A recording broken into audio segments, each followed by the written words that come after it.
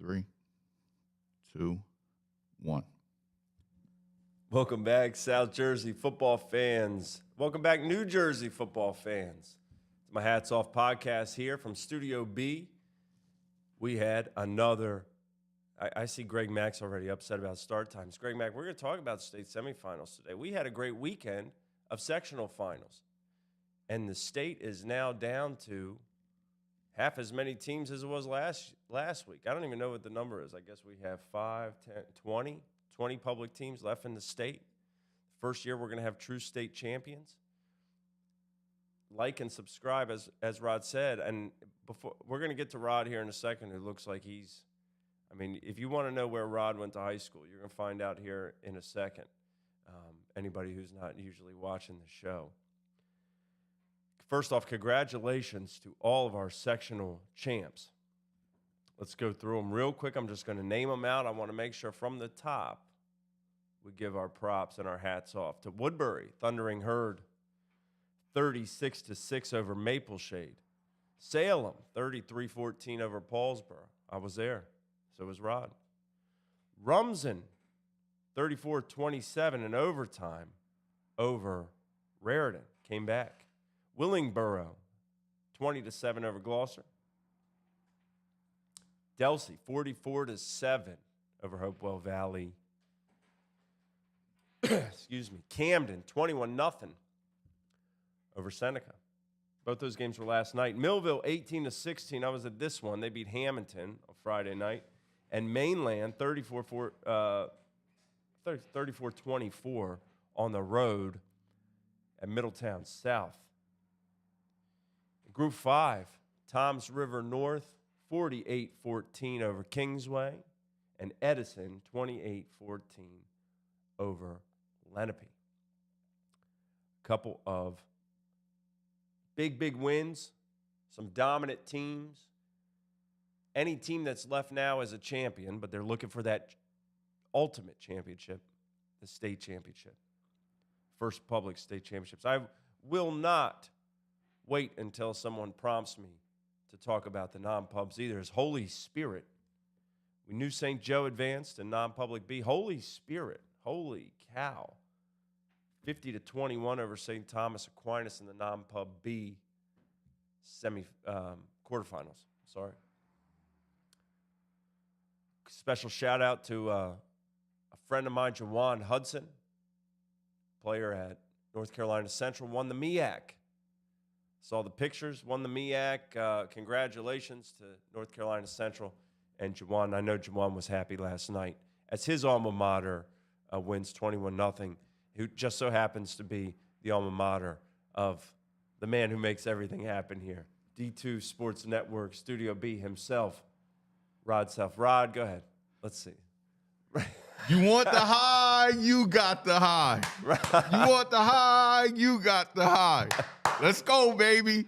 We got it.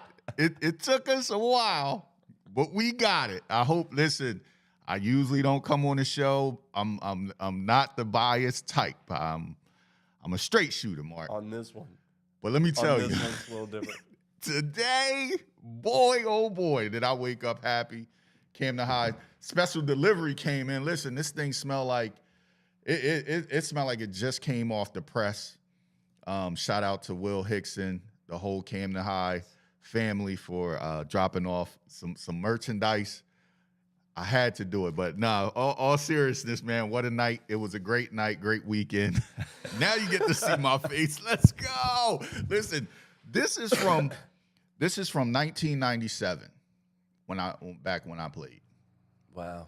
That's how long I've had this. You know what I mean? So I was waiting for the day I could find something to to do with it because, you know, back in the day I thought I was primetime Deion Sanders, all that, you know, wore it on my head and tied it. But a little different today. But congratulations to Camden High staff, coaching staff, the players, the parents. Listen, I just want to say this, Mark. Go ahead. Can I take? I mean, you waited since 1976 for this, Rod. I think you get a couple minutes. You talking about an exciting day? Listen, all right, man. Let me just say this: it is a special moment. And what did we say last year on the show? People thought I was being very harsh, But listen, the city of Camden has been waiting for the day that we had a football team that won a sectional championship. So we finally get one.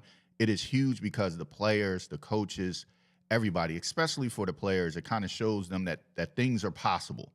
And it kind of, brings a bright spot to the city, all of that stuff, right? All of the good stuff. And I'm gonna just say, not only for the city of Camden, but places like Salem, Millville, Paulsboro, Woodbury, like those places that don't always get the light shined on them, right? Right. Today is Let It Shine. It's Sunday morning. We could clap, right? We go to church in a minute. Yes. But Yes. all right, I'll let you go back. Go ahead, Mark. Well, you said a good thing, Rod, and it's true. Camden High has waited a long time for this moment, and they had waited a long time for that state championship in basketball, too. Right. Not as long, not anywhere near as long, but they got that this year as well. But the last four, I will say now, one side of Camden has been waiting for this championship. Mm-hmm. The other side has had won 3 in a row prior to this year. So the common denominator here, I will say, is Will Hickson's been the AD of the last 4 sectional titleists in Camden, and he was gracious enough not only to have this T-shirt printed up for yourself, but to bring by this nifty sweatshirt here. I'm a little jealous about that one, though. That thing kind of nice, man. Nike Tech. Whew, that's nice. Thank you so much, Will, for bringing it by. Well, congratulations to the High, and congratulations to everyone. I looked down this list of champions that we have, and I'm going to speak specifically to South Jersey because that's who we cover, but we'll get into the other 3 as well. Look at Woodbury. I mean, that's a team from day one that had expectations to win a championship, and they did. Mm-hmm. Look at Salem, another team had expectations to win a championship, and they did. Delsey, obviously, had that expectation to win a championship, and they did. Camden High, whatever you want to say about, different pieces being in there, new coach, whatever, the expectation certainly was to win a championship. We said it on this show. We said it on the Football Frenzy show. Mm-hmm. Anything less would be a disappointment. Exactly. They met that standard. Millville, hey, reigning all the talent back on that team, and what you had there on a team that was the number one, maybe the number 1 public team, if not 1A public team last year, right, in the state, won a championship. Now, Mainland came out of nowhere, but with this pedigree on the staff, Coach Chuck Smith has Tim Watson, Clive Folsom on that staff, championship-winning coaches, won a championship, that pedigree. Right. Toms River North came up short in the final last year against Kingsway. Expected back here, won that championship. Rumson came up short in the championship last year against then Wilson, now Eastside, won the championship. Willingboro, 4 sectional titles in a row that they went to that game, won the championship. Right. And the other is Edison, who, we had seen all year. They have met the task. But those teams, and those are the teams you're going to see at Cherokee in these state semifinals. Those games are going to be next weekend. And I don't know, because I got too much sleep last night, but I don't know if this officially came out or not. But the indication I have is that Group 1's 10:30 on Saturday at Cherokee. I know Greg Mack's upset. Mm-hmm. Group 3 is at 2 o'clock on Saturday. Mm-hmm. And Group 5's at 5:30 on Saturday at right. the Bowl.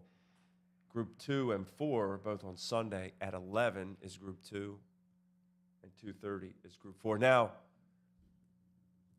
interesting piece about this. Let's talk about this later on in the show, Rob, but I want to know everybody's favorite venue. You say you like kicking it out to the fans. Yes. Get a little feedback. Go ahead and drop in your comments here your favorite stadium in high school. It doesn't even have to be New Jersey. I'm interested to hear even out of state, but I want to know where that is, because the place that they're going, if you talk about football in South Jersey, pretty special. To me, that is the Mecca in South Jersey football to play at, is the Bowl. at Cherokee. No matter what time. The North semifinals are going to be at Franklin High School. I know that has been a topic of consternation for those in North Jersey. I know it's not the easiest place to get to, but I agree, Daryl. I think Cherokee is probably the best stadium. Yeah. Now, Cary Stadium at Battle at the Beach is pretty special. Yeah, they Right? all have their own little touches to them, right? That's the stadium down in Ocean City is special because it's the summertime, the end of the summer. We go there, had a Ferris wheel on, all of that. The families that are coming in the last weekend to get their last minute vacations in. But the bowl is something special. I mean, that's you're going down into the bowl. You can stand up top. That is special. Harry Cook Jr. Memorial Field is what Dwayne says.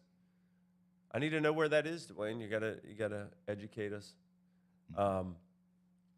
I love that it started at Ocean City, right? The end of the summer. You start at the beach. Now you're at the bowl. From the beach to the bowl. Yes. It's been a wonderful season, and it's not over yet. The best action is on the way. Some of these matchups are tantalizing. And we also, we could talk about the action that we saw because you saw 3 games. I saw 2 of those 3. There was a lot going on, and it was a perfect weekend of football. The weather was great. You moved your game from Friday to Saturday or to Thursday up north, and you probably didn't need to because the weather was fine.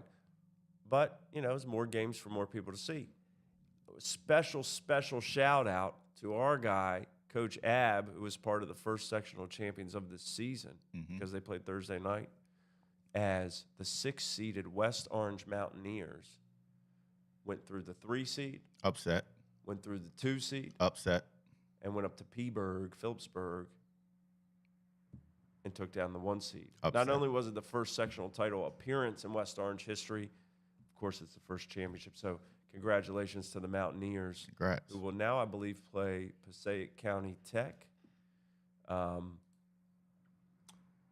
believe, in the state semifinals on the other side of that Group 5 bracket. I just want to say how big it is for these South Jersey teams. Yeah. And, I mean, even Coach Ab, right? I mean, let's just be honest. To get to this point, you have to have – there's going to be peaks and valleys. It's going to go up and down, right? So the point I'm making is with Woodbury, they came in. It looked like they just going to roll, right? And they wind up losing to Woodstown. Everybody thinking, they're going to be down, right? So it was that little moment for them. We're talking about Camden, new coaches, players aren't gelling. They go to Ohio. Seems like they get beat up pretty bad. They come home, and they're trying to get things right, and that was their little stuff they went through. We saw what happened with Salem, right? The ups and downs with them. They hit a part of the season where people thought everything, the wheels were falling off. They were, I mean, they just won it last year. Yeah. And people were already complaining. And they got it back going on, right? Yeah. So Millville, same thing. They lose to Lenape. Fire the coach. He's terrible. He don't know what he's doing, and they find a way to bring it back. And I say that to say this. I mean, one of the things that we always say is nobody cares, work harder. Yeah. You know what I mean? Put your head down and work, cancel out the noise, and just get to work. And those teams, even Willenboro, I mean, let's really look at Willenboro. They had the ups with the Chris Longs, the Demi Sumos, right? The Smiths, all of those guys. And they went down, they hit a low. Oh, man, this guy don't know what he's doing. And they lose to Wilson in a close game, lose to Pensacola in a close game. Boom. Yeah. They're in the you have to find ways, and this is what I always say, the season matters for seeding, but you want to hit that stride at the right moment. And every one of these teams, even Delsey is going through something. They didn't have their quarterback last night. Yeah. And they put somebody else in, and they roll. So you just have to find a way to win games, and that's what these teams are doing very well. These coaching staffs, we can't understate how critical it is to have good coaches and players that buy in. And like they said, we got some comments. Woodbury did not lose to Woodstown. I'm sorry about that. That's true. They lost to Haddonfield. Haddonfield. I'm sorry about that. And then came back. I apologize. But then they lost to Salem by 1 in the final game, and they will see them again. And that's the matchup. There's a couple matchups we have been waiting to see, and we're going to see them. It's funny, Ron. I'm looking out the window here, and I see Delsey Drive. And I'm gonna make a promise right now. I don't know when the show's gonna happen next week exactly. That's what we got to work out. Because we got to figure that out because games are on Sunday. But I'm gonna make a promise right now that obviously I've got this beautiful new Camden High sweatshirt. If Delsey wins that game next week, I will do the show in a beautiful Delsey Regional High School sweatshirt. It's only fair. It's only fair for bragging rights, for all that. We are opening up the sweatshirt, the DMs for the sweatshirts. And I wanted, for the record, thank you, Will. I wanted a West Orange sweatshirt, and it hasn't come in the mail yet. Coach Ab, I'm looking at you. Man, Not good enough. I've been on this show begging to represent people's schools. Yeah. And it seems I only get a couple, T-shirts. I love listen, I absolutely love the Clearview shirt that I got. I wear that often. And haven't really, got too many other people sending them in, but hopefully now they can start sending them in. Oh, man, we got some great commenters in here. Some friendly faces from the past. Daryl, I'm glad to see you in the comments, man. Willingboro is alive and well, and then some. And you know that when Reem and Daryl are around. Yes, sir. That the W is going up. There's a lot to touch on. So, you know what? Let's take a quick break. We'll be right back. And then we're going to talk about these matchups and how excited we are for next weekend, and continue to tell us in the comments where your favorite venue is for high school football. I'll give you two real quick before the break. John Hanley High School, Winchester, Virginia. Look it up. Or Salem High School. Not the one at Walnut Street, which I love that one too, but the one in Virginia as well. Stay tuned. We'll be right back after this. Joe McColgan, Nick Strom, and John Doherty have been part of a lot of wins in South Jersey football. They won on the field. Let them win for you in the game of real estate.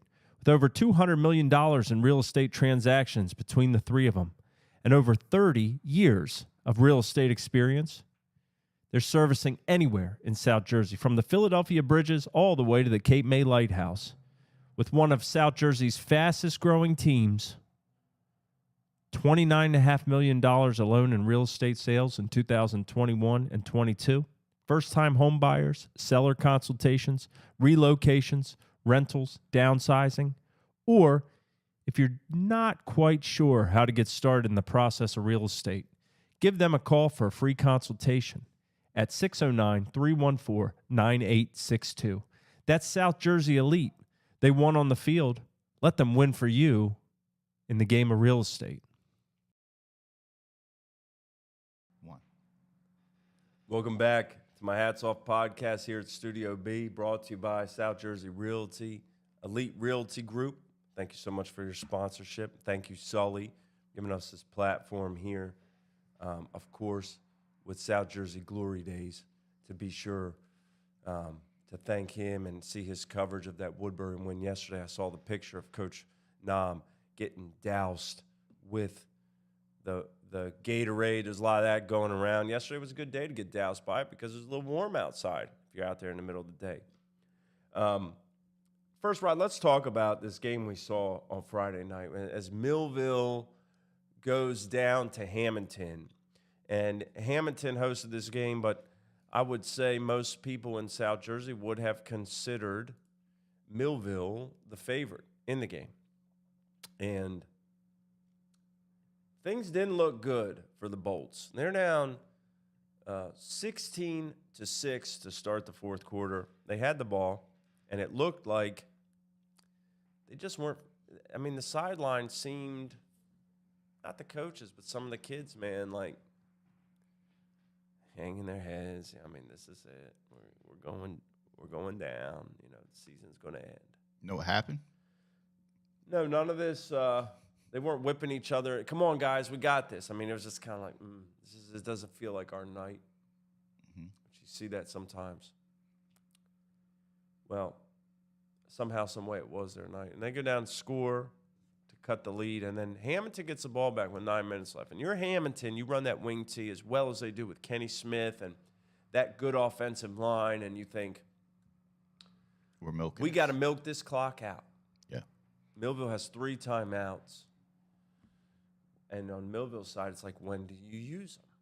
Mm-hmm. So time ticks down there. When Millville couldn't stop Kenny Smith on the 4th and 2 at about midfield, it felt like It was over. it was probably over. He gets it's 4th and 2, and Coach Rasso of Hamilton says, we got to win this game with the ball. We're trying to take as much time as we can. It's about 3.5 minutes left, I would say, 3 or 4 minutes left. Kenny Smith gets hit, maneuvers over the pile, and ends up with a first down.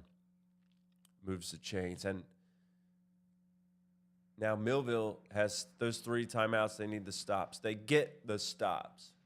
This is where it all starts, is where you get the stops. Marcus Offer up front, big play to create a negative play, and they get the stop. They get the ball at their own 17-yard line. 2 minutes and 55 seconds left and no timeouts. It didn't start well, did it, Rod? The first play could have been a touchdown, and underthrow was incomplete. The next thing you know, they're facing 4th and 5 at the 22. And what Millville does at that point, and I know everybody has, especially these guys in the chat or ladies in the chat, have heard or seen about it because they're diehard fans. Millville has one thing that no other team in America has, and that's Latsier Brooks. You have to say in that way because he is special, right? Yes. And it's a lot of teams with special players. We'll hit on some of those special players as we go, but you're absolutely right. There's not another receiver in South Jersey like Brooks. Brooks, Slime's in here. Quincy, good to see you, Slime. Congrats on your herd. Brooks gets an inside screen to the boundary on 4th and 5. He catches the ball, which is not an easy. First off, this is not an easy. There's traffic. Yeah. He catches the ball. He's going to be tackled short, it looks like, and spins out of it. And not only does he spin out of it and get that first down, 4th in the season now, gets the first down, extends the season. He goes 26 yards and kickstarts that drive. Mm-hmm. I've got to hand it to Jacob Zamat, who got the hat for his performance on the final drive. He made some huge plays after the fact. For Millville then, especially, he rolls out and floats one over a DB, defender. and Brooks catches it and gets 2 feet in bounds. It's an NFL catch. And don't forget it, the scramble plays to extend the drives and to get out of the way to complete the pass to keep that going. Extends the drive. Mm-hmm. And the play that really I felt was great. Right, and this was indicative of this game for Millville. They struggled to put things together all game. Well, Thomas Smith III. Yes. We know his old man, and we know Thomas and what he's meant to the team and what a dynamic playmaker he is. Mm-hmm. The kickoff to start the game, he kind of gets wrapped around, but I don't think he ever touched the ground. He was blown dead. He stayed up and could have scored. it showed the type of ability he had. Now, I haven't watched the replay. Maybe he was down, but that happens. Okay, so then the rest of the game goes along. There were a couple passes, I think, he would admit he should have caught that he didn't. He flat out dropped him. Okay, including one on that drive. Yes. He didn't wrap up on Kenny Smith earlier in the game. Tried to went for the big hit. The hit stick. Kenny Smith ran it. Spun out of it. 51 yards for a touchdown. Exactly. So this was not the greatest game for Thomas Smith. Okay? But here we go. That's why I love football, This man. is why, you play to the final whistle, a ball over the middle to Thomas, and it hits both his hands and pops up in the air. And you think, oh, my goodness, this guy just cannot catch a break today. It's just not going his way. The ball is in the air, and here come the swarm of defenders to hit him, and they do, but not before he snatches it out of the air and drags the defenders 7 more yards. It's first and goal at the 4. And now Hamilton is like, we got to call timeout because these guys could score and we need the ball back. That play was huge, Mark. He didn't catch that one cleanly. He caught the ball twice. It hit him, and then it popped up and hit his hand, and he was able to bring it in. So the importance of that play was huge on that drive because that could have easily went the other way for an interception.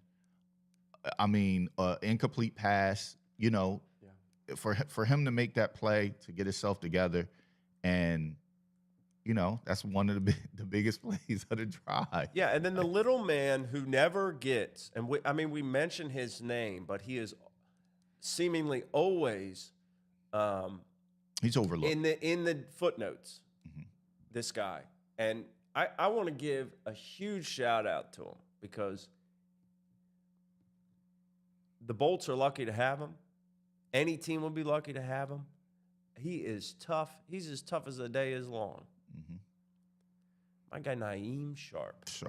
Scores from 4 yards out. Now, on 4th and 2 earlier in the game from the 8, they handed to him, and he scored then. Twice. Reached the ball out, got hit, scored again. Naeem Sharp is a heck of a running back, and he scores late, basically wins the game. Incredible drive, incredible night, and I couldn't help but think, and I apologize to the Hamilton fans and their alumni because they don't want me to bring this up either, but the last playoff game I covered at Hamilton was when Devin Leary drove Timber Creek down to win that game. You might not be welcome back after this. And I can't help but think when I'm watching that. Is it going to happen again? It's crazy how that happens. And Hamilton, and like Coach Rasso said, I could not be more impressed with that team from the start to finish. They were one play short, one first down short of winning the game. They really, really played great.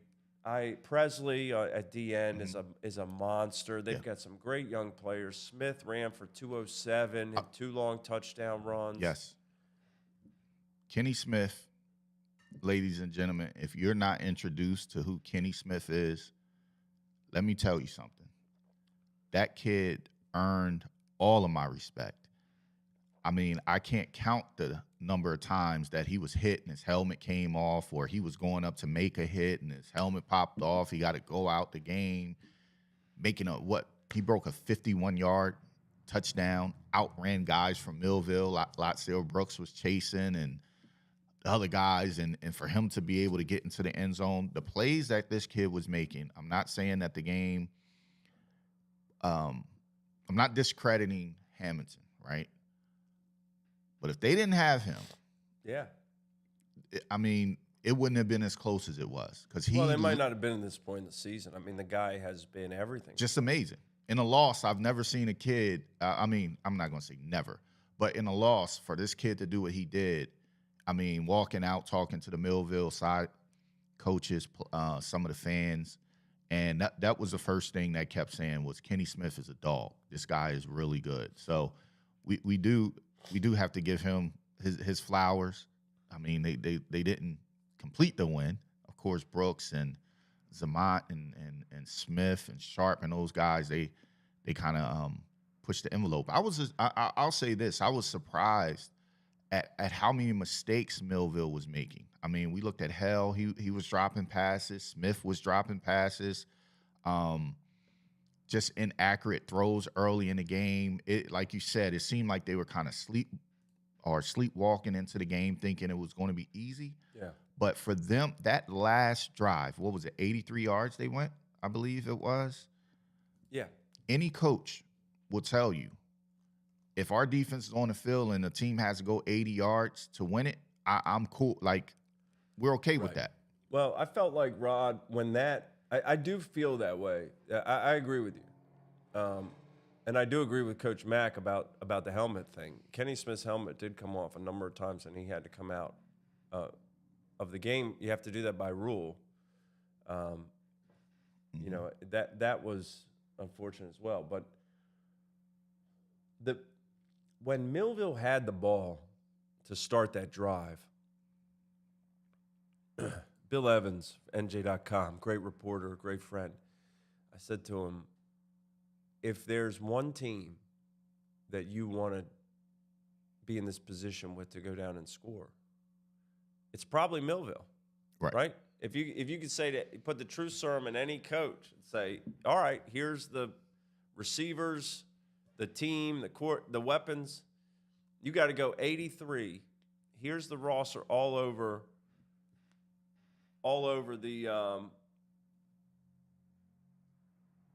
South Jersey. Right. The top, you got to go down here and score.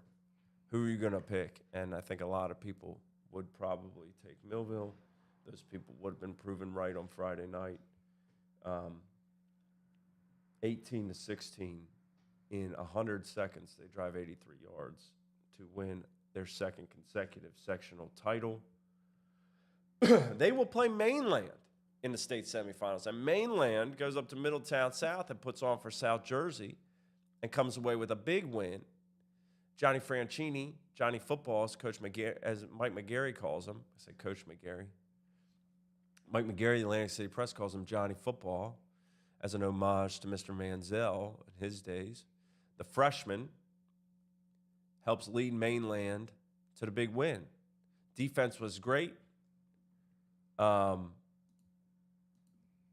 Big win for the Mustangs. Mustangs versus Millville. We're going to break all these games down on Wednesday night. We got a lot of time to do it since we have minimal games. But Mainland and Millville, an old Cape Atlantic League clash. This is going to be a really, really good game. I'm excited for it again. This will be the final game of the weekend at Cherokee, 2:30 on Sunday. I'll be watching the Birds on my phone, and I'm going to try to be multitasking. Luckily, the Phillies World Series games have put me in kind of training camp for this moment. So let's just say that one, we know South Jersey is going to have a team in that state championship. We know South Jersey is going to have a team in the Group 3 state championship when Delsey plays Camden. We know South Jersey will not have a team in the Group 5 state championship, as Edison will play Toms River North, and that game's going to be dynamite too. There aren't two of our teams, but that is going to be a fantastic game between Micah Ford and Yaxo or I hope it's not Yasko. I don't know if it's Yaxco, whatever it is. Edison, and Hector, I would think all the games will be streamed somewhere, probably on NJ.com. I don't know. But quarterback play for Edison and Toms River North, not to dispute anything else. I mean, that Toms River North team had 2 pick sixes that helped really push things forward against Kingsway and expand that lead. So we'll see. That's going to be a great game, that Group 5 game, although there's no South Jersey teams in it. But South Jersey could have 4 teams in the first state championships out of 5, which you hope so. Woodbury and Salem, and the other one is Rumson out of the Shore Conference. They score 17 unanswered to force overtime in the fourth quarter and win 34-27. And Willingboro. And we had Coach Everett and Kamal Rice in here last week. Mm-hmm. And let me tell you, they just continue to get it done. They beat Gloucester 20-7. Gloucester's defense is really good. And we talked about that and how the Lions kept rising to the challenge. But Willingboro's defense is pretty darn good too. To hold Willingboro under, 50 points, we weren't sure anybody could do it right now. So salute to Gloucester and salute to a great season they have, and they got a lot coming back next year. We're going to be talking a lot about the Lions. Willingboro, the W's are up. The W's are up. Congrats to Willingboro. They're going to play Rumson. That is the one that's a South Jersey versus a non-South Jersey team in that Group 2 final. That one is Sunday at 11 at Cherokee. Woodbury, Salem, Delsey, Camden. I think both of these games are game of the year material. I think they're games we've all wanted to see all year. Now, Woodbury and Salem did play already the final game of the regular season on Walnut Street, where Salem scored twice in the last 5 minutes to win 21-20. Mm-hmm. And I could see in the chat, in the comments, Woodbury and Salem, they're already volleying shots across from Salem County up to Woodbury of who's playing the better ball and who's got the better team. And man, it's not about the better ball, the better team. Come on, man. We speaking talking on a about lot more than that, Rod. We talking about Salem and We're talking about Salem Woodbury. and Woodbury, man. Come on, man. We all know that this is going to be probably one of the bigger games. We're talking about South Jersey. Yeah. Oftentimes they put the bigger game or the bigger group later at night. But I'm here to tell you, what's that, Saturday morning? Listen, I'm gonna tell everybody now though, when you're coming into the game, take your time getting there. You got to come up Route 73 or 70. Take your time. Take your time. You coming through Evesham Township. Yeah. Take your time. I know y'all gonna be excited. Don't speed. This will be the biggest game probably in this area as far as a Group 1 team in a long time. We saw it at, we would see it at Rutgers, but ever since they moved games and had them at different places, it's been different. But I cannot wait till Saturday morning. I'm hoping I probably won't be able to make it to the game, but listen, man, we ain't talking about who the better team. This thing deep rooted. Who make the best collard greens? Who make the best chicken? Come on, man. Like Greg Mack says. Greg Mack says the only thing we like about Woodbury is on the way to Deptford Mall. But the people from Woodbury would probably say, I don't want to speak for them, but that Salem's not on the way to anywhere. Oh, come on. Look, we gotta work on cell towers down in Salem too. We need something. Come on. I went to the barber shop yesterday on West Broadway Street and met Troy, the barber down at Salem. And let me tell you, Troy said Salem's going to win this game by 10 points yesterday against Paulsboro. Troy sold him short by 9. But Troy is a great guy. Mm-hmm. I met him. We got a couple picks. It was great to be there and to see kind of the center of where the talk happens, about the game. And you're talking ball all the time. But, Rod, I told you and Mr. Hickson before this show started. The only problem was Troy invited me to sit up in the seat right. to get this to take a photo. And I said, okay, great, sure. So I sat up in the seat. Well, one of my guys in there on the couch had been waiting for that seat for a little while on Saturday morning game day, okay? And,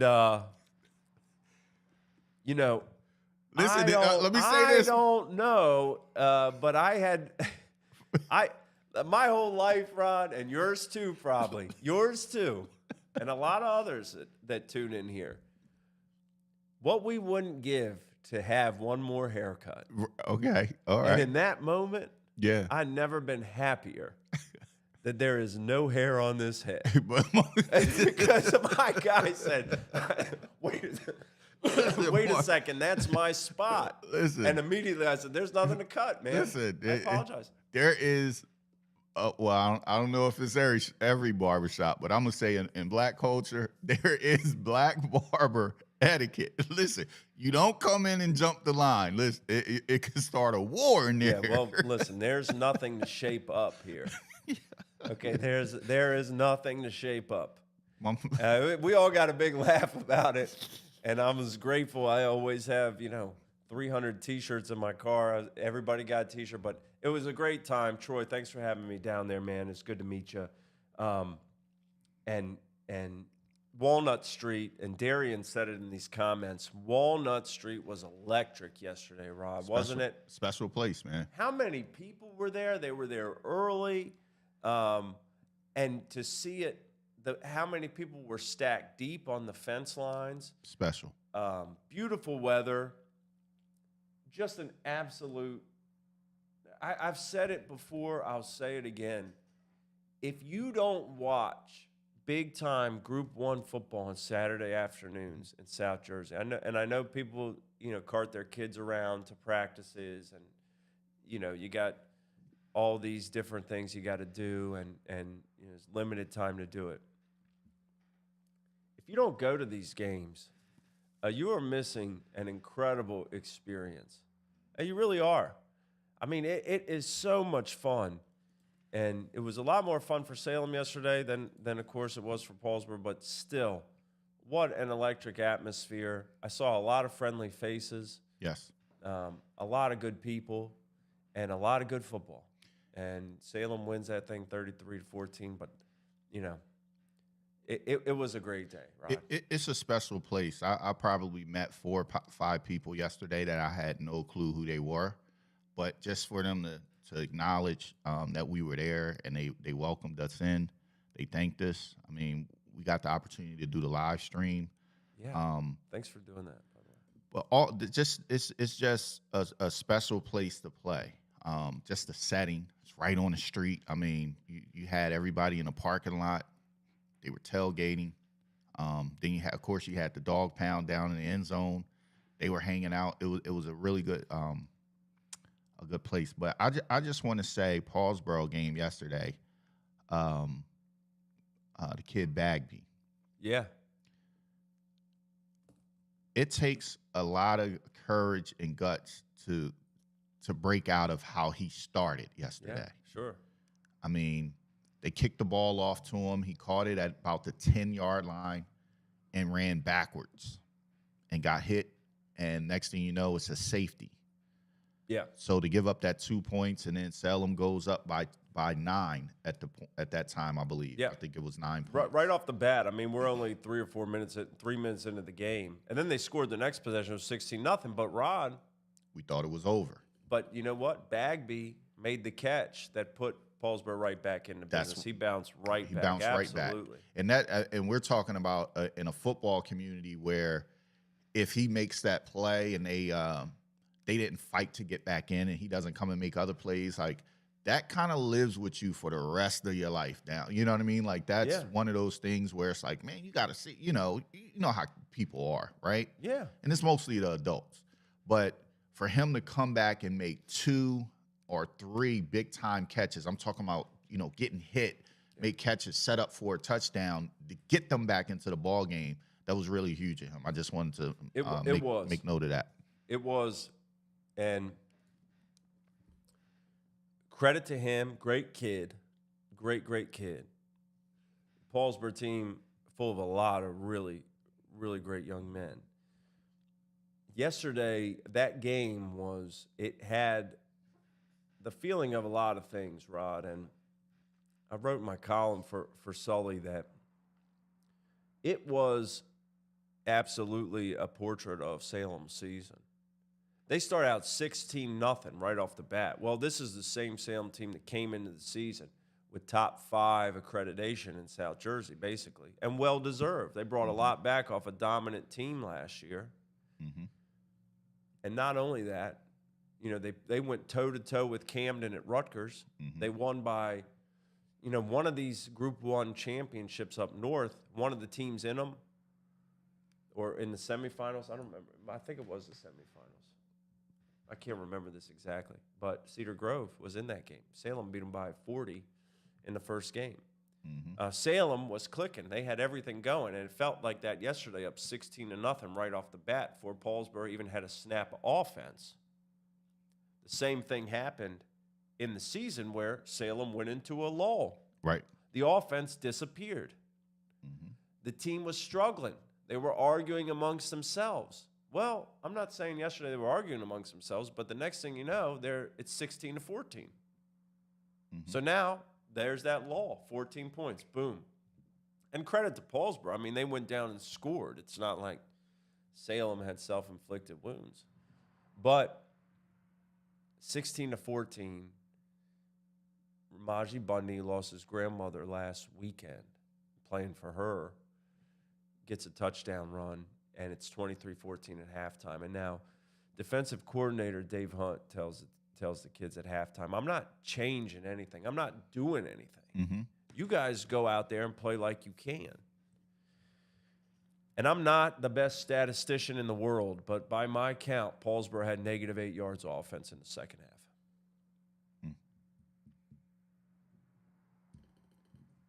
Salem winning that Woodbury game, what they've done to playoffs since then. That's how they closed that game yesterday. Same way, right? Start fast, have a lull, take over. That's what happened during the game. And you know what? Ja'Kai Coates said, and he played great yesterday, when we had all this stuff going on during the season, finally we realized, we talked in this group chat, we had team meetings, everybody wants to be a superhero. But these teams of superheroes, like the Avengers and all these other, whatever, everybody has a specific skill in them. They don't all do everything. They don't all fly and have X-ray vision and freeze stuff. I mean, there's Mr. Freeze, there's Superman, everybody brings something to the table. So that's what we needed to do. And they have. So congratulations to them. And 2 in a row. Shout out to Coach, man. I mean, we talked about situations where there's up and downs, right? And he had a period during the season as a quarterback that he probably felt that pressure that you just spoke to. And a lot of times as an adult, we do put a lot of pressure on our kids and our teams and things like that, and we forget that they're still young at heart. But for him to bounce back the way that he did, man, I mean, running the ball up the sideline, the passes he was making, the defensive plays he was making, I mean, salute to him to getting back to having fun playing a game of football. That's really huge. Yeah, I was at the end of the game when they lost to Paulsboro however many weeks ago, and everything fell apart. I mean, the whole season was off the rails. And like yesterday, from a motivational standpoint, I always will understand the idea of, well, we were written off or we were slighted and like Coach told me, things got dark down on Walnut Street, man. It wasn't great at that time. They dug out of it. But the reason people wrote them off is because they were playing like they wanted to be wrote off. Right. Or they weren't playing well enough to be written on. So a credit to them, turning it around. Coach Wright, Coach Hunt, all those guys did a great job. And now they're going to play Woodbury. And Woodbury has a score to settle with Salem, for sure. Last year in the regional championship game at Rutgers, they lost, I think, 34-8. This year, lost in a game they feel like they had in hand. They lose that game late. And Woodbury is making it happen. I mean, they flexed on Maple Shade yesterday, 4th time they beat them in 2 years. I think it's going to be an incredible game. The game's at 10:30. I might be there at 6:30 in the morning. I'm going to be so excited. Greg Mack, I'll be out there in the parking lot long before you, man. I'll bring the coffee.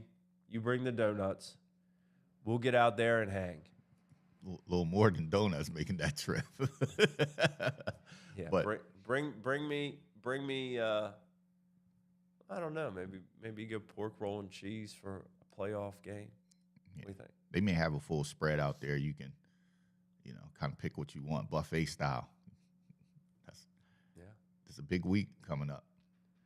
Before anybody else gets this wrong, just because I've been educated on it the last couple of weeks by our new friends or our friends, doesn't matter if they're new or not, they feel like they're old friends in North Jersey. Mountain Lakes is playing Weekway. This is how you pronounce it, okay? So do not try to pronounce it any other way. Weekway. Weekway. Don't spell it out. Don't read it. Don't look at it. Weekway. Let's take a quick break, Rod. Let's talk about this Camden and Delsey matchup that is going to be one for the ages. And let's give a little credit, too, to these guys in the gold helmets down here, the Holy Spirit Spartans. We'll be right back after this. Stay tuned. Joe McColgan, Nick Strom, and John Doherty have been part of a lot of wins in South Jersey football. They won on the field. Let them win for you in the game of real estate. With over $200 million in real estate transactions between the three of them and over 30 years of real estate experience, they're servicing anywhere in South Jersey, from the Philadelphia Bridges all the way to the Cape May Lighthouse. With one of South Jersey's fastest growing teams, $29.5 million alone in real estate sales in 2021 and 22. First-time home buyers, seller consultations, relocations, rentals, downsizing, or if you're not quite sure how to get started in the process of real estate, give them a call for a free consultation at 609-314-9862. That's South Jersey Elite. They won on the field. Let them win for you in the game of real estate.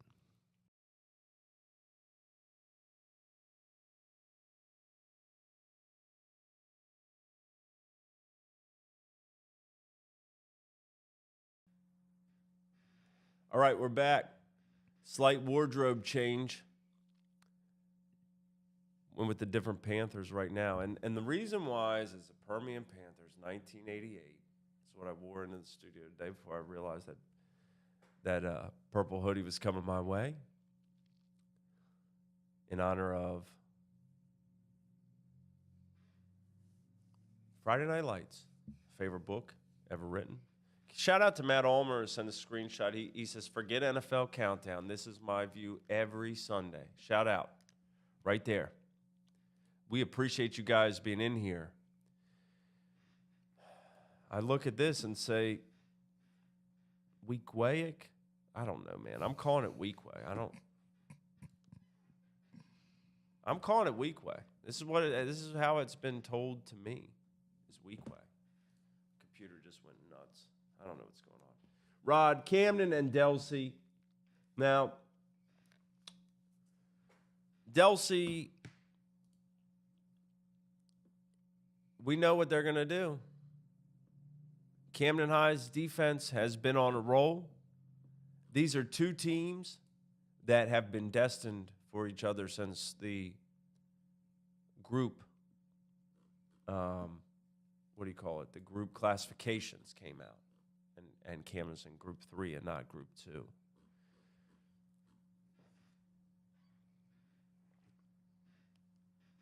Epic is the word that comes to mind. This is before the before the playoffs started. This is who we have 1 and 2 in South Jersey. Delsey at 1, Camden at 2. It could have been either way. Here they are. Delsey's undefeated. Camden lost in Ohio. They're undefeated in the state.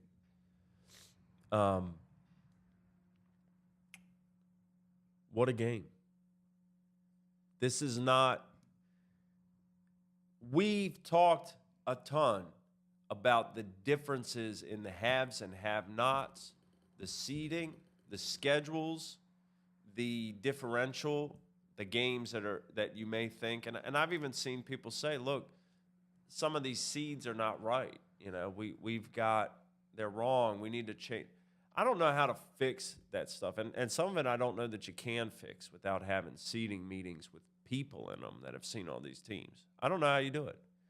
And I don't know if it matters because upsets are good for the sport and all this stuff. I know teams want to play at home but the bottom line is we want the two best teams to play. And if there is a heavy bracket on one end versus another, I understand that. However, I think the cream always rises to the top in football. Let's look at it this way, though, and say, no matter all those things, what we have here in these championships, and Camden and Salem and Delsey is a perfect summation of it. We got championship level football. These are the teams that deserve to be there. These are the teams that are going to play tooth and nail to the end. This is going to be the type of football you think about when you think about playoff football. And you might say, oh, well, it's watered down and it's, these teams are not as strong as in the past. And that may be true for some of high school football. Participation levels are down everywhere. But when it comes to the cream of the crop, this is going to be real big boy football. Am I wrong? Not wrong at all. This is going to be the real deal. And the games at Rutgers are going to be the real deal. Delsey has the best run game on planet Earth, right? They got guys that come out of the woodwork that I've seen them play a few times now that you're like, where'd this guy come? He's just another guy running down the sideline. Their offensive line play up front is like a Swiss watch. And Blos, the offensive lineman, is a great, great player. I mean, he's a monster. Shoppy's as tough as it gets. Wayne Adair can break out. Now, on the other side, Camden's defense. This is the unstoppable force versus the immovable object. Camden's defense gives up nothing. 0 points last night. I could go back and they make it easy for me to figure out points against because there's not a lot to add up. I'm not great at math. Unstoppable force, immovable object. Wing T versus Camden's defense. Oil and water. Yeah. They don't mix. This is a little different. Man, I'm just trying to think of the words to formulate what I really want to say. But one thing I know is Delsey is going to do what they do. We know that. Camden is going to hang their hat on playing great defense. No doubt. I didn't see the Delsey game yesterday, so I'm not going to really speak on that. But I have seen Delsey against Kingsway and some other teams, and they're really good. What I've seen from Camden last night, that defense, we're talking about the defensive line, and the defensive line, you have to start with James Hurd Jr. Yeah. You have to. There's no getting around it, right? He is, I posted it a while ago, he's the best defensive lineman in this area. Then you have, Richard James. I'll say junior, so I don't disrespect his father. And then you have Tyson. Mm-hmm. And then you have guys on the edge the other edge that kind of rotate in. But the back end of that defense they fly around. When you're talking about, Craig Walton, you're talking about Tyquan Brittingham, Hamid Anderson, you're talking about Long. You're talking about Israel Clark. Mm-hmm. I just said names, and almost every one of those guys, can't forget Bush and Blakeney on that defense as well. But every last one of those guys, they fly to the ball. This is classic oil and water. And I tell the Camden fans, because, they know I'm always out and I'm doing games and I'm seeing a lot of teams. And last night after the game, my phone, I drove home and my phone was just ringing off the hook. And everybody kept asking me, what do you think? So here's what I think. I'm not going to give you the score. What I think is Delsey will not fold. Oh, no. They're not going. So if you're thinking you're going to walk into this game and you're going to air them out and we're going to win, listen, this is going to be a knockdown, drag out, barroom brawl. So you have to bring everything on offense and defense, a complete game to beat a team like Delsey. They are the best team that I've seen this year. When I'm talking in terms of offensively and defensively put together, they're the best team. Yeah. So Camden their defense is really strong, but they're going to need a little bit of help from that offense to really get past Delsey. It's going to be huge. It's going to be huge, and the quarterback play is going to be huge because I'm not sure if we know exactly what the stance is of who's starting for either team. I believe there have been some injuries. Who comes out there and takes those snaps? We'll see. I mean, here we are in the sectional in the state semifinals, and that's up in the air. That's not what you want if you're one of these teams, but the other one has the same issue, then who knows? I will say that Delsey, I agree, they're the best team that I have seen this year in South Jersey. And I saw them in games twice where they didn't play particularly well, and they won anyway. And I really didn't think they were in danger of losing either game. Now, the St. Joe game, they score late to win it by 6, but the score was tied. They put up a ton of yards. I think they had 22 first downs. They were -4 in turnover differential, and they beat them. And St. Joe's pretty darn good.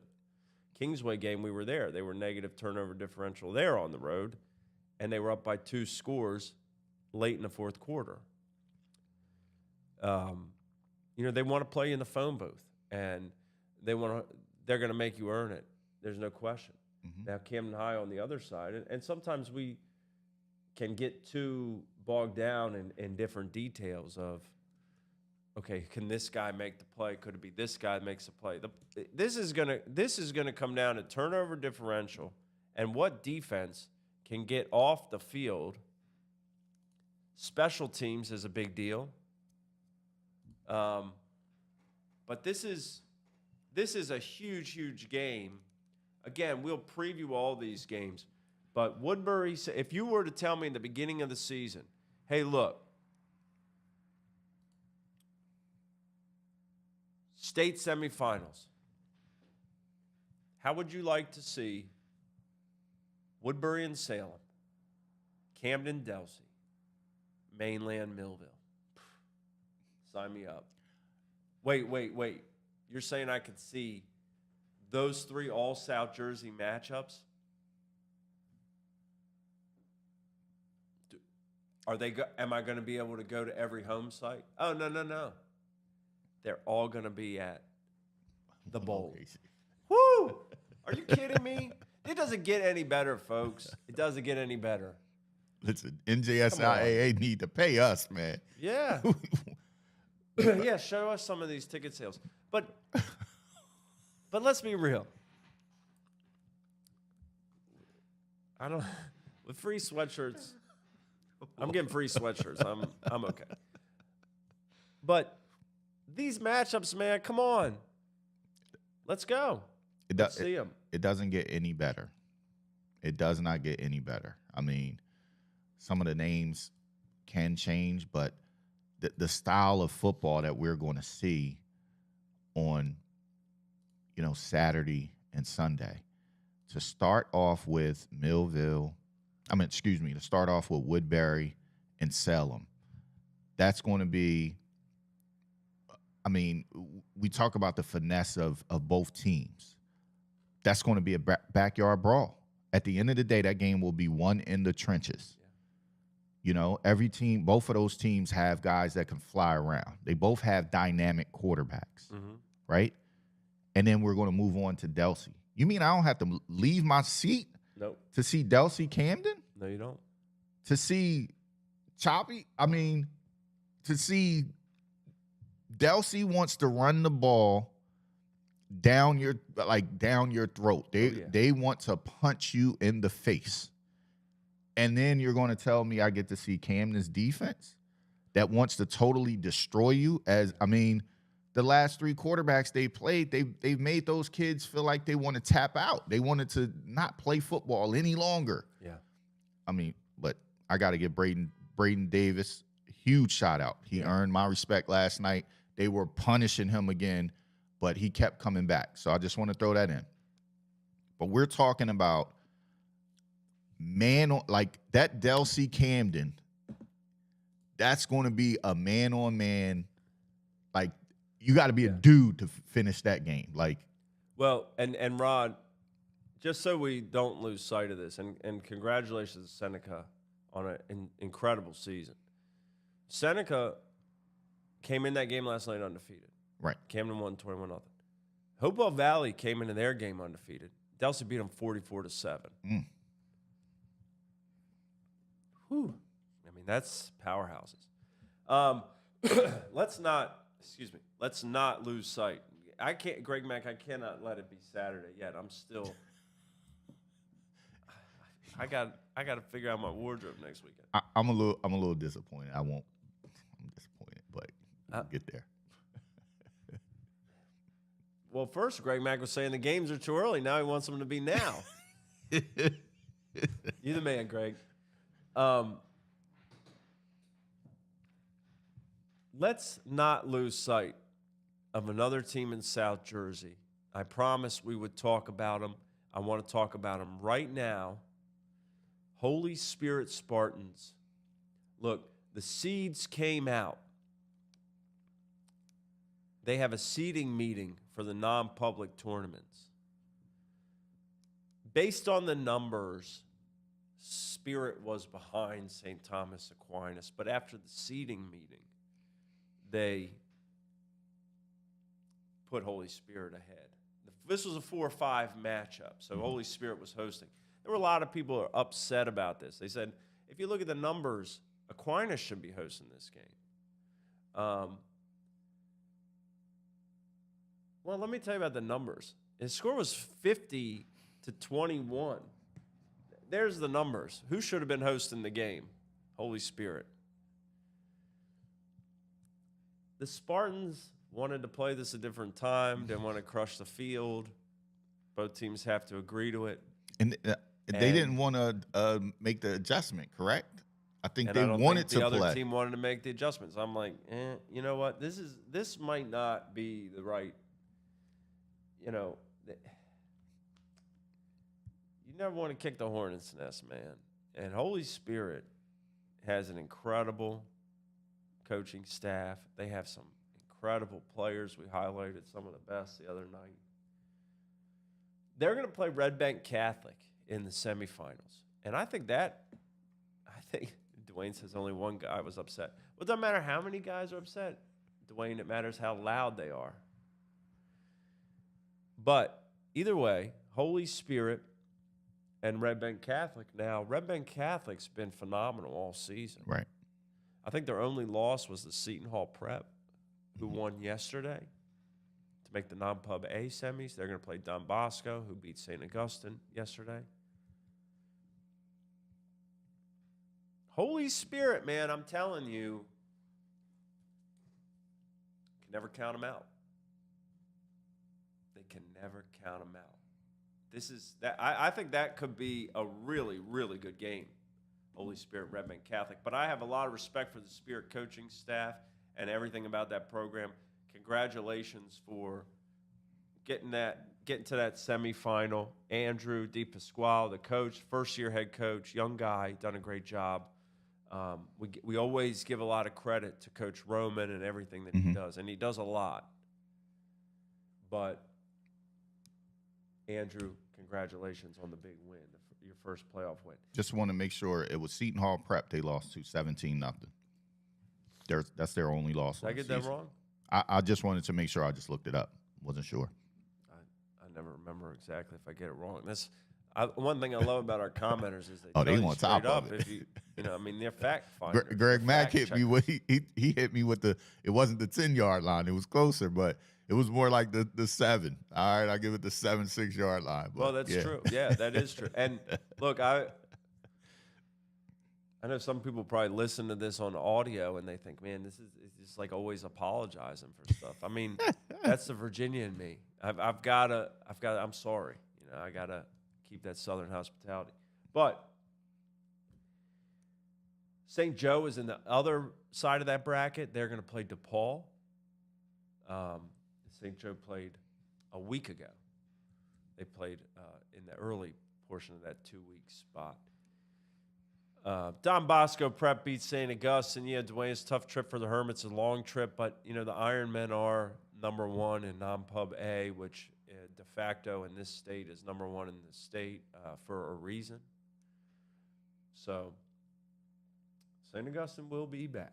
They got a lot of kids coming back that got a lot of really good experience. The team got better as the year went on with a young cast. A good experience for them, and they will be back, no question. Travis Dixon, good to see you, man. He says Willingboro is ready to shock the outside world with a freshman quarterback that's balling. No surprise to us. We knew he was up next. I'm not surprised by Willingboro winning. Yeah, especially like South Jersey area, we are so lucky to have a lot of the young quarterbacks coming to age. You know, we just kind of ushered out, you know, two, you know, eras, which are like 4 years and high school years of the Learys, the Cardsmans, and I'll even throw Alshon in there as well. Like, we just ushered those good guys out. Now we have a fresh group coming in with Lamar Best. We go down to I don't want to mess the kid name up from Mainland. Mace? The young quarterback. Franchini? Yes. Sorry, have him. You have, out. You know, we have some good young quarterbacks in this area.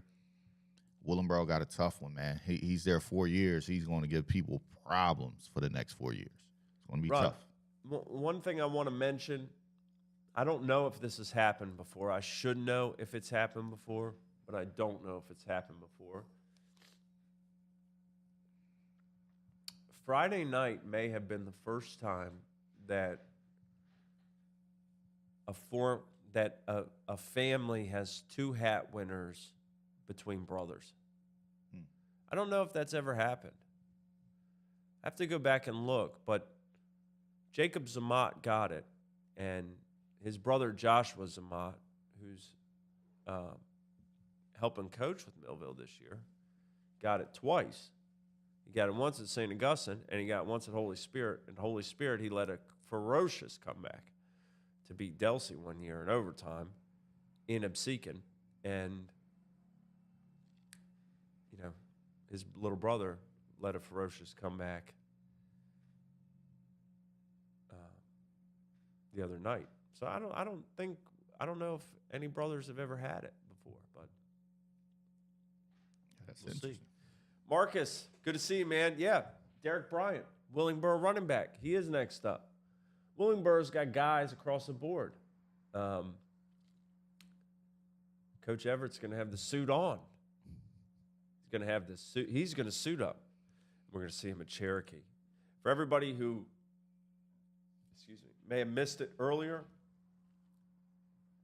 state semifinals at Cherokee.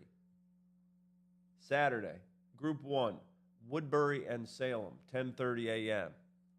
Rise and shine. Group 3, Camden and Delsey, 2 p.m. Group 5, Edison, Toms River North, 5:30 p.m. Sunday. You're right. No. Devin Cargman never got the hat, and I don't think Donovan Leary ever got the hat. But those would have been good guesses. I don't think so. I'll go back and look.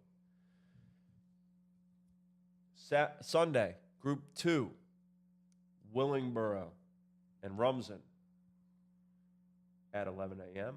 And Group 4, Millville and Mainland at 2:30 p.m. I'm thinking they have me thinking of people that could have what is it? It's a quarterback that played at Shawnee. Wellesley? Wellesley. Didn't he have brothers? He did have a brother. His brother didn't get it. I think his brother was a lineman. His brother was a lineman. I know that Okay. actually. What about the quarterback that's there now? Doesn't he have brothers as well? Papa. Papa, right? It's like three of them, right? Yeah, but he's the only Papa that got it. Okay. He's the big Papa.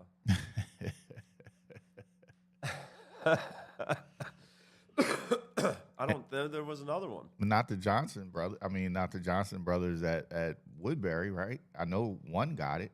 One got it. The other one is not. Man.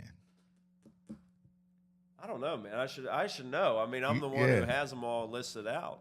I'm going down the list now. I'm trying to think. I want to hear the commenters' take on this. I have a personal opinion on this, but I'm not going to exactly say what it is. I've heard a lot of hubbub about it from people close to me. The hat has never gone outside of South Jersey. Ever. What about the Inge brothers? There it is. Yep, that is. That came in from our YouTube. That's exactly somebody right. watching on That is YouTube. I'm so sorry. I lost that. I lost that memory. That's correct. In fact, I think they both got it twice, Wade and Turner. I think. Not the Meltons. Nope. Bo was a little bit before me. I never covered Bo specifically. And Max didn't get the hat. I think Taylor Manning got it for when he beat Eastside on the field goal. Yeah, we were there at that game. Yep. No, Max did not get it. Yeah, it was the Inges. It was Wade and Turner. I apologize, Wade Sr. My birthday, brother, April 24th. I apologize. The Inges were the first. Yeah. So these were the second. But that's in itself, we're thinking about it, and that's pretty cool that South Jersey can go back and kind of think about all the brothers that have played and that were good enough to earn that hat. That's pretty cool. Dwayne thinks the hat should go to the South Jersey Group 5 winner, whether it's Edison or Toms River North. However, I'm not sure if I'm going to be at that game till the end. My thing is, this is my proposal. You guys tell me if you think it's right or wrong. I think for the first state championships in New Jersey history, maybe that's when the hat goes outside. I don't know. You let me know. We're getting pulled. It's going to happen. We're with what we're doing here, what we do on Wednesday, what we do on social media. Let me plug that, D2 Sports Network 1, and what we do as a group. We're getting, it's like a force, right? That's tugging us, telling us to come north. And it's getting louder. It's getting louder and louder. And it's getting harder to fight it as we start to meet more people from South and Central Jersey areas. It's hard. I look at it like, this is kind of my reasoning on it. The hat has always been, if nothing else, the purpose of it is it's a symbolic thing. Mm-hmm. It has nothing to do with the hat. It has nothing to do with me. It has to do with the best player getting something that in a game that no other player gets. But it also became somehow a symbol for South Jersey, that this is our thing. But at this point, with the state opening up, Mm-hmm. I think it should be a symbolic thing to go across that border. But I think it has to happen when we officially go across that border, which is the state championship games. Right. And I feel like if you look back and say, the first time we gave it out was for a state semifinal, that's different than the first time we gave it out was for a state championship. Not to mention, Makes sense. whoever wins that Group 5 game would have the opportunity to get it at the top. So I think that's what we'll do, but that's not set in stone. But it seems like a good possibility. So we'll see. I appreciate everybody who tuned in today. Numbers were outrageous. I mean, people in here commenting, talking. Great Ab. There's people in here just know what's going to make me laugh. Congratulations to all the winners. But that's just one step. You know, Camden High, like you said, they won their first sectional title since 1976. I wasn't even born yet. No, you and me both. Huge win for them. Mm-hmm. However, there's a state championship to be won. Right. And the sectional title is a necessary step to get there, but the state championship is what matters most. Yes. And you come up short of that, it doesn't diminish your season and doesn't diminish that accomplishment. But now if you could say you won the first sectional title since 1976 and you won the first Group 3 state title in the state's history, now you're talking about legendary status.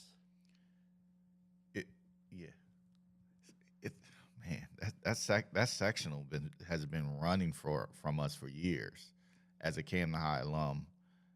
Not only in football, but in basketball as well. They were able to get it last year.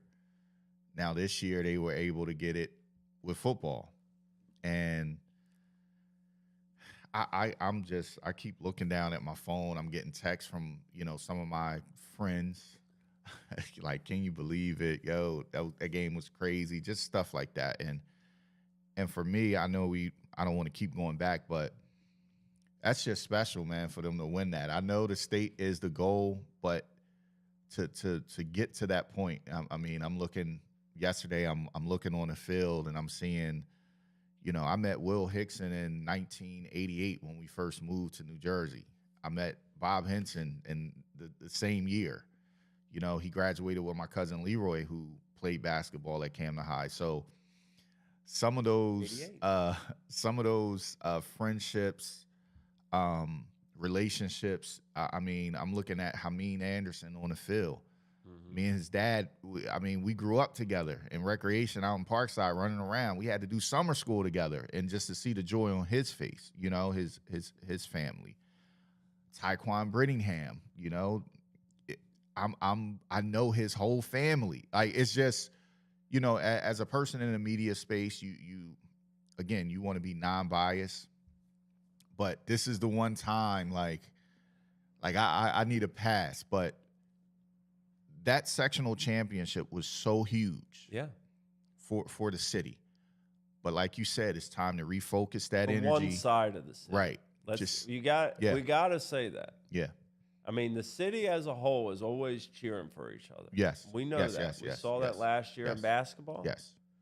But we can't – I want to make this clear for those who are from outside of Camden or South Jersey. Camden East Side has won 3 championships in a row before this season. So, this is not like Camden had no championships in football. One team did win the championships. I don't – Right. I'm not saying that to cause problems or to talk smack. It's all love one way or another to any team that wins a championship. Yes. But I hear you. Camden High, this is huge for the Camden High. And that's why it's even bigger. Yes. Is because they have watched Will Hickson and, Preston Brown and Malik Brown and Brandon Bather. Yeah. Right? They've watched them hoist that trophy up, right? So to see that and to want that for years, we could go down, the history is long. They have guys in the NFL. They've had years where they've had 11 guys go Division I and not get that. They've had years where it looked like they would get it, but they didn't. Something would happen. So, we look at the a couple years ago, unfortunate incident happened there. So it's like you want to see it. You know what I mean? Yeah. I'm one of the guys. I'm for both sides of the city. I don't really play the politics of it. I support both, but at the same time, to I grew up on Park Boulevard and Bear Boulevard, so I know the East Side part of it. I know the Camden High, Parkside side of it, Fairview, and all of that. But it's just different, man. And it was great to see, the staples of East Side win it when they won. Because growing up, that was the thing. If you want to play football, you go to East Side. That's what it Right. got down to. Right. You want to play basketball, you go to Camden High. So now for both programs in a year to erase all of the extraness, with East Side basketball winning, East Side football winning, and now with Camden basketball and Camden football winning, that's huge. It speaks volume. I don't want to keep going on and on, but Well, it does. It's huge. And, It's huge. it is a big achievement. And every team and community that gets to enjoy a championship at this point, what it means to the kids growing up and what it means to those areas.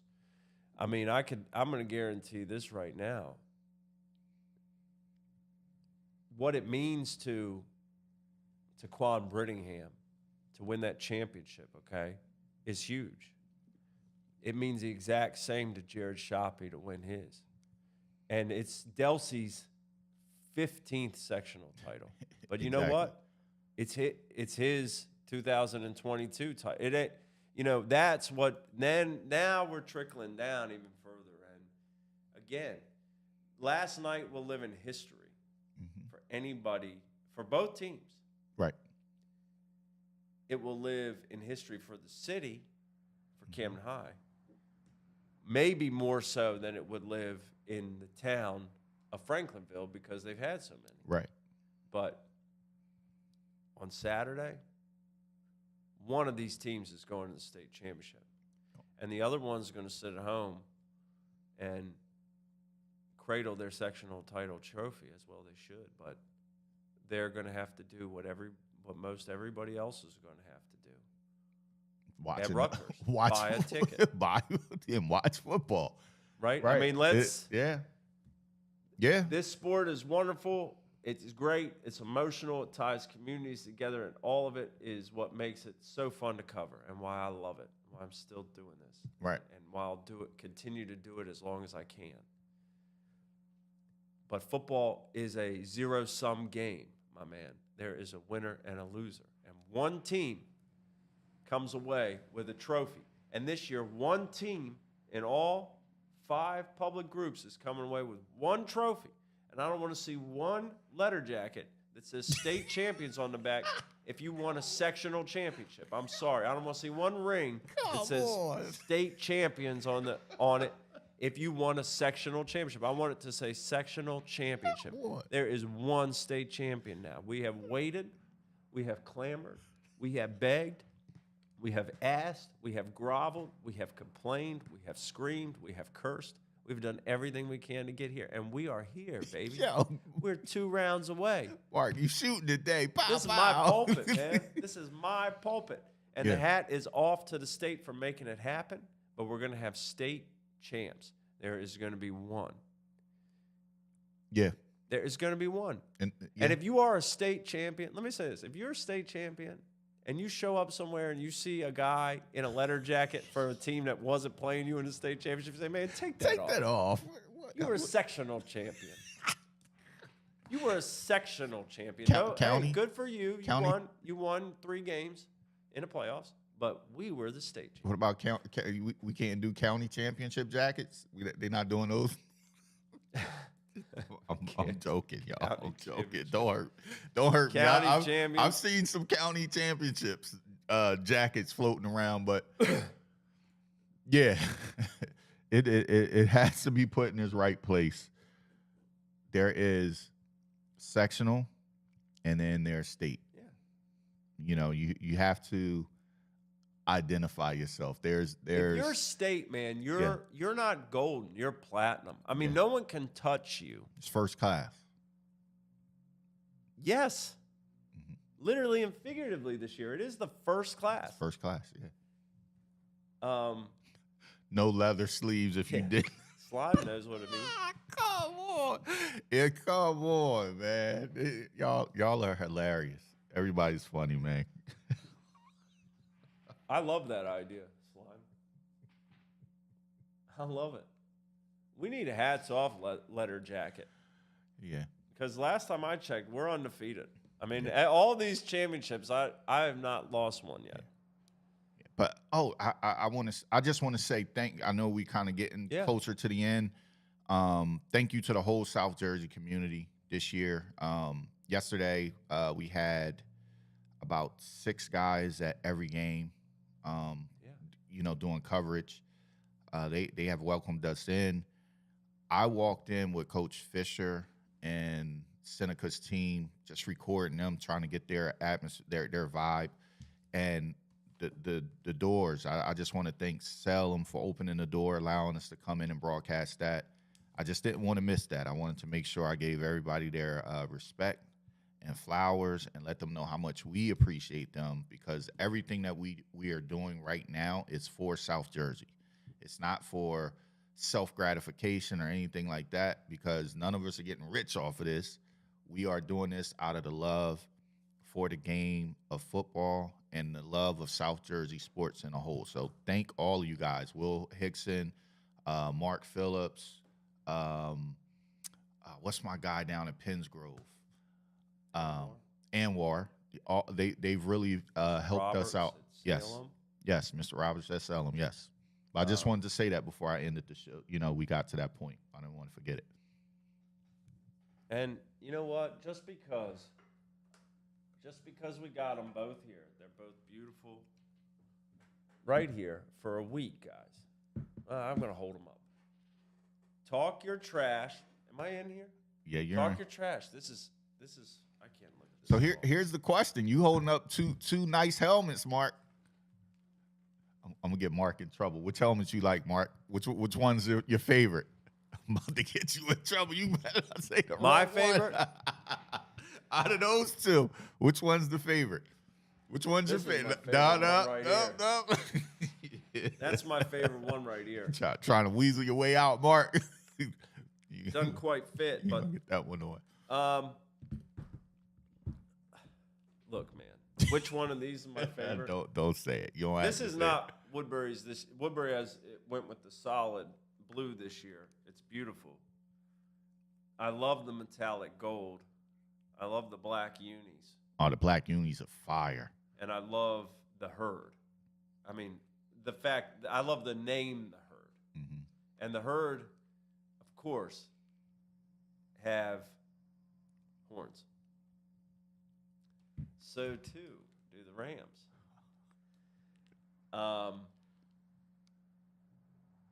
Hey Dan, congrats, man. I'm glad you're in here. Which helmet do I like more? You gotta do the Lee Corso. No, I'm not doing that. I'm not doing that because I've seen the way these fan bases have acted in the comments today. I am not getting disinvited to these games moving forward, ever. Mark that almost got beat up at the barbershop now with the. And remember, I said if Delsey wins that game next week, I will wear a Delsey sweatshirt on the show. Equal opportunity. Everybody knows I think Salem's the best helmet in South Jersey. I've always said that. From a helmet standpoint, I think it's. Well, how about this? It's just really, really great. The herd with the uniforms, the blackout, fire. Yeah. And Salem with the helmets. Well, here's the other piece. What we've heard is that the Central Jersey winners are going to be the home teams at these sites. So that means dark unis for those. So Salem, it looked like, will be in blue. Willingboro will be in red, blue. In red or blue. Mm-hmm. Camden will be in black, I would assume. Black, purple. Mainland in green, and Edison in, I guess, red or gold or Yeah, whichever they choose. had red. I've seen those. There you go. That's what we've heard. So we've heard that about the herd. They're going to be wearing white. Yep. We'll see. Best of luck to everybody. We'll be back Wednesday night to preview these games in depth, a little bit more X's and O's, stats, how they got here for these state semifinals, as well as the 2 games we have in the non-pubs next week, which again will be Holy Spirit at Red Bank Catholic and St. Joe at DePaul. We are ready for the biggest games of the year. We cannot wait. Cherokee High School next weekend is going to host the state semifinals. We'll be back to talk about it Wednesday night at 7 p.m., South Jersey Glory Days with the South Jersey Football Frenzy Show. Thank you, Rod and Studio B. Thank you to everybody who watched. Thank you to the guys who go out there and spend countless hours preparing their teams, practicing when they're on the teams, being water boys for the teams, managers, PA announcers, officials, concession stand runners, merchandise salesmen, anybody that's involved with high school football. Thank you so much. We are at the final juncture of our season. There's 3 weeks of games left. State semifinals in the public, non-pub semifinals, Turkey Day games, and then state championship. So thank you so much for everybody for tuning in. For My Hats Off podcast, I'm Rod Self, Mark Trible. Congratulations to all of our winners. We'll see you on Wednesday night, and we'll see you back here at some point next week for the Hats Off podcast. We're not sure when, but stay tuned. We'll let you know.